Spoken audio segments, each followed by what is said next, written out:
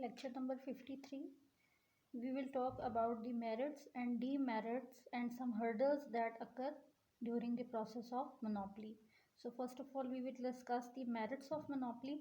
The number one point is internal and external economies of scale.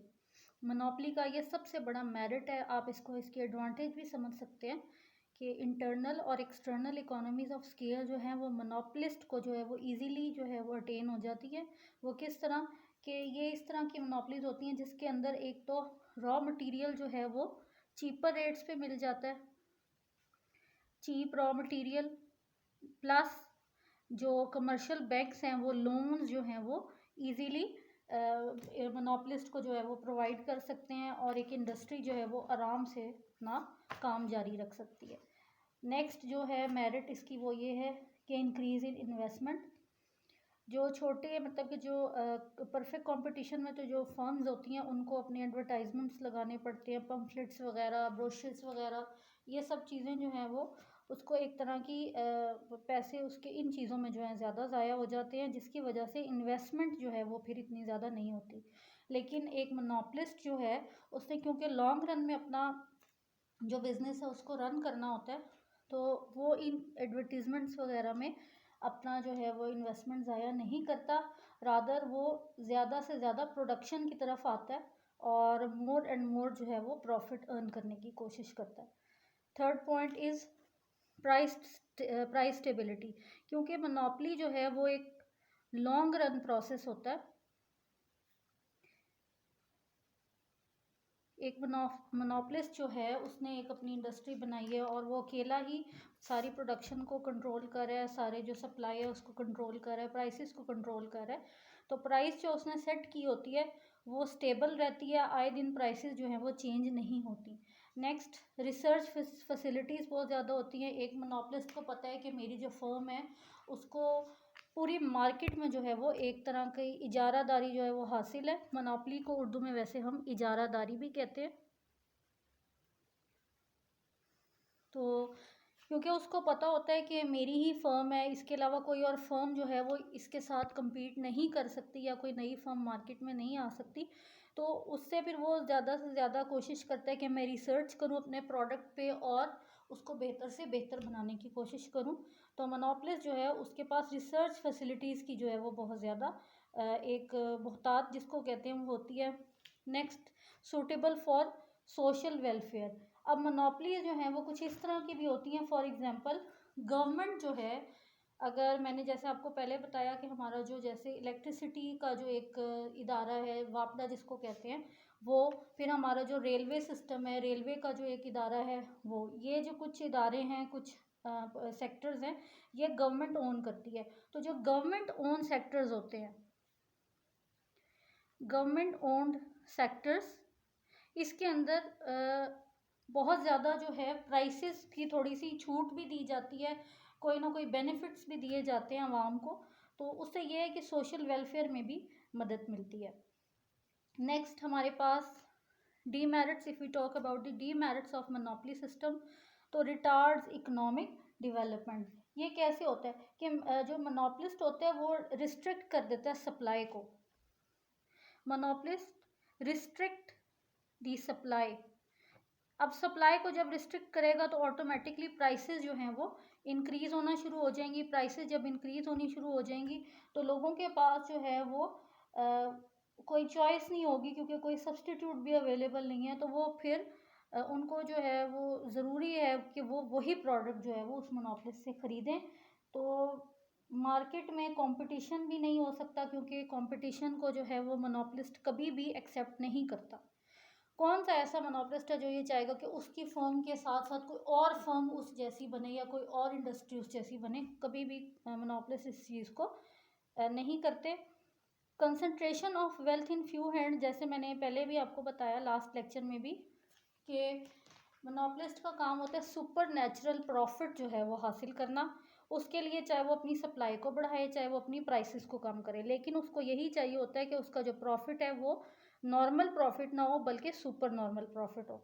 तो इससे क्या होगा, ज़्यादा से ज़्यादा पैसा वो कमाएगा और भी जो मोनोपलीज़ हैं मार्केट के अंदर वो भी इसी तरह करेंगी। तो जो हमारी एक दौलत की तकसीम है उसको हम कहेंगे वो गैर मुनसिफाना हो जाएगी, कि वेल्थ विल बी एक तरह का जो है बाउंड हो जाएगी in few hands of the monopolist. फिर lack of mobility of labour, ये भी मैंने आपको बताया था कि जैसे एक तो लेबर को जब हायर किया जाता है तो मोनोपलिस्ट जो होते हैं वो क्या करते हैं कि एक साइन करवाते हैं एग्रीमेंट, जिसके मुताबिक 1-2 साल का कॉन्ट्रैक्ट हो गया, 3 साल का हो गया, या 1 साल का भी हो गया। तो अगर तो लेबर को वो जगह सूट नहीं कर रही तो वो फिर भी जो है वहाँ पे बाउंड है वहाँ पे काम करने के लिए। दूसरा एक और फैक्टर भी हो सकता है कि नो सब्सटीट्यूट। हम लोगों ने जैसे पहले भी मैंने आपको बताया था कि मोनोपोली सिस्टम उसी मार्केट में प्रिवेल करता है जहाँ पे कोई भी सब्सटीट्यूट अवेलेबल ना हो। तो जब एक फर्म का सब्सटीट्यूट ही अवेलेबल नहीं होगा तो कैसे लेबर जो है स्विच ऑफ कर सकेगा एक जॉब से दूसरी जॉब की तरफ। अच्छा, discouragement of new entrepreneurs. Entrepreneurs का मतलब है कि कंपटीशन आ जाना। एक फर्म जो है उसकी मोनोपोली है या एक इंडस्ट्री है उसकी मोनोपोली है, उसको देखते हुए दूसरी इंडस्ट्रीज़ भी जो हैं वो मार्केट में एंटर होना शुरू कर दें। लेकिन क्योंकि मोनोपोली है, उसकी इजारादारी है, तो वो कभी भी ये नहीं चाहेगा मोनोपलिस्ट के इसकी जो है वो कोई न्यू फर्म जो है उसके मुकाबले में आए। तो इस तरह डिस्करेजमेंट ऑफ न्यू एंटरप्रेन्योर जो है मार्केट में होती है। फिर कंज्यूमर सेंस ऑफ डिप्रीविएशन। अब जाहिर सी बात है जो जो एक हम लोगों ने इसका कैरेक्टरिस्टिक पढ़ा था मोनोपोली का, वो ये था कि किसी किस्म का सब्सटीट्यूट मार्केट में अवेलेबल नहीं होना चाहिए। अब कंज्यूमर को एक चीज़ पसंद नहीं आ रही लेकिन वो मजबूर है वो चीज़ ख़रीदने पे, तो इस तरह कंज्यूमर जो है उसके अंदर एक सेंस ऑफ डिप्राइव आ जाएगा उसके अंदर कि भाई मुझे तो हर सूरत में यही प्रोडक्ट ख़रीदनी है, बेशक मुझे ये सूट कर रही है नहीं कर रही, लेकिन क्योंकि मार्केट में यही अवेलेबल है so I have to buy this. तो ये एक कंज्यूमर के लिए डेप्रीविएशन का जो है वो थोड़ा सा इशू इसमें आ जाता है। तो ये कुछ मोनोपोली के डीमेरिट्स थे। ओके, जिन मार्केट्स में जिन इकोनॉमीज़ में मोनोपोली है तो मोनोपोली को कैसे कंट्रोल किया जाए, क्योंकि जहाँ मोनोपोली होती है वहाँ पे इतनी ज़्यादा मोनोपोली होती है कि उसका गलत फ़ायदा उठाया जाता है। तो उसको कैसे कट डाउन किया जाए, उसको कैसे कम किया जाए, रिस्ट्रेंट या कौन कौन से ऐसे हर्डल्स हैं जो इन मोनोपोलीज़ को कंट्रोल कर सकते हैं। Number 1 is introduction of substitute. अगर तो हमने मोनोपोली को कंट्रोल करना है तो हमें उसका कोई क्लोज सब्सटीट्यूट जो है वो मार्केट में इंट्रोड्यूस करवाना पड़ेगा। जैसे आजकल जो है वो आपने देखा होगा जो क्लॉथ ब्रांड है वो काफ़ी ज़्यादा हो गए हैं, कहीं खाड़ी है, कहीं गुल अहमद है, कहीं अलकरम है। तो अगर खाली अलकरम होता तो उसमें भी यही था कि वही जो एक मैंने पहले बात की कंज्यूमर सेंस ऑफ डिप्रीविएशन होता, भाई उसको वो चीज़ पसंद नहीं है, वो डिज़ाइन पसंद नहीं है, वो कलर पसंद नहीं है, लेकिन he is bound to buy that because only one and one cloth brand is available in the market. लेकिन अब क्योंकि इतने ज़्यादा ब्रांड्स हो गए हैं, लोकल भी इंटरनेशनल भी, तो कंज्यूमर्स के पास जो है वो बहुत ज़्यादा चॉइसेस आ गई हैं। Okay, competitiveness. हमारे पास एक प्रोडक्ट जो है वो अवेलेबल है और उसकी मोनोपोली है। अब उस मोनोपोली को ख़त्म कैसे किया जाए, कम्पिटिट कर दिया जाए कि गवर्नमेंट जो है, गवर्नमेंट अगर वो चीज़ प्रोड्यूस नहीं कर पा रही तो गवर्नमेंट फर्स्ट जो एक स्टेप होता है, गवर्नमेंट शुड इम्पोर्ट, पहले उस प्रोडक्ट को इम्पोर्ट करे, उसको इंट्रोड्यूस कराए मार्केट में और देन जो है उसकी प्रोडक्शन स्टार्ट कर दे। तो जब गवर्नमेंट इन्वॉल्व हो जाएगी मोनोपोली के साथ, क्योंकि ज़ाहिर है मोनोपोलिस्ट को गवर्नमेंट ही कंट्रोल कर सकती है और कोई जो है कोई और मोनोपोलिस्ट नहीं कंट्रोल कर सकता, कोई परफेक्ट कंपटीशन वाला कोई फर्म जो है वो नहीं उसको कंट्रोल कर सकता। उसको अगर कोई चीज़ कंट्रोल कर सकती है तो वो गवर्नमेंट है। तो गवर्नमेंट कैसे इंपोर्ट करेगी, कंट्रोल के इंपोर्ट करेगी उस प्रोडक्ट को, फिर उसकी एट लोकल लेवल जो है वो प्रोडक्शन स्टार्ट कर देगी। ताकि पहले इंपोर्ट करने का मकसद ये होता है कि आया जो कंज्यूमर हैं उस प्रोडक्ट को अवेल कर रहे हैं या उस प्रोडक्ट को किसी तरह वो एक्सेप्ट कर भी रहे हैं या नहीं। अगर तो कंज्यूमर एक्सेप्ट कर जाता है तो फिर गवर्नमेंट का ये काम है कि इंपोर्ट छोड़ के उसकी लोकल लेवल पे प्रोडक्शन स्टार्ट करे। Next, fixation of price. Monopolist ने एक जो है प्रोडक्ट मार्केट में इंट्रोड्यूस कर दी, अब गवर्नमेंट का काम बनता है कि उसके ऊपर चेक एंड बैलेंस रखे और उसकी एक सर्टन प्राइस जो है वो सेट कर दे, और ऐसी प्राइस सेट करे कि जिससे एलीट क्लास और जो हमारा नॉर्मल मिडिल क्लास है या जो पुअर क्लास है वो तीनों उसको ख़रीद सकें, उसको अवेल कर सकें। Should set a certain price. Next is nature of demand.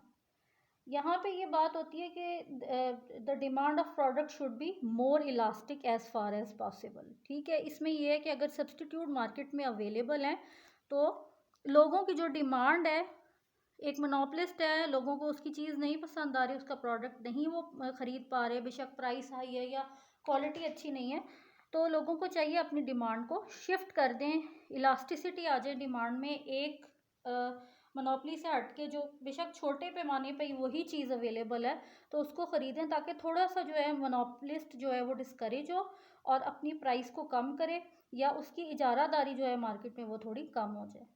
Consumer का रिएक्शन भी बहुत इम्पोर्टेंस रखता है कि एक चीज़ जो है वो पसंद नहीं आ रही कंज्यूमर को या उसकी प्राइस बहुत ज़्यादा है, तो उसको चाहिए कि उस चीज़ का बाइकआउट कर दे और स्विच ऑफ कर जाए टूवर्ड्स दी नेक्स्ट फर्म और टूवर्ड्स दी अनदर प्रोडक्ट। तो boycott the product, consumer reaction ये होना चाहिए। फिर एडमिनिस्ट्रेटिव मेजर्स यही है कि गवर्नमेंट को चेक एंड बैलेंस रखना होगा मोनोपलिस्ट के ऊपर।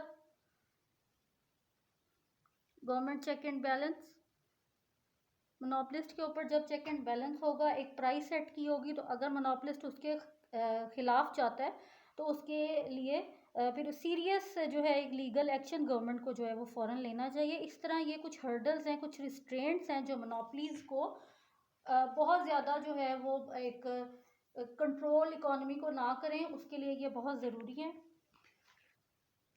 देन नेशनलाइजेशन भी हो सकता है, जैसे अभी कुछ अर्सा पहले government of Pakistan has nationalised banks and insurance company.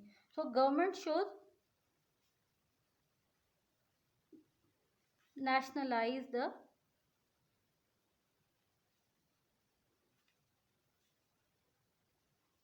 monopolies।